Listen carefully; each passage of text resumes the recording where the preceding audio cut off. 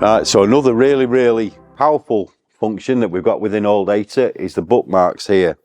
So as we'll show you shortly now, some of the wiring diagrams can be a little bit less than intuitive to use.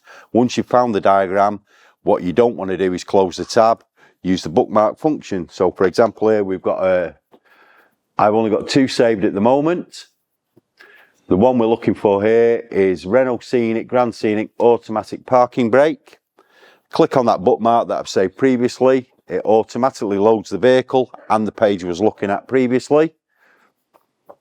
So here we have a Renault wiring diagram. This is the OEM wiring diagram, completely different than the Peugeot wiring diagrams, Ford wiring diagrams, which is where we get the learning curve.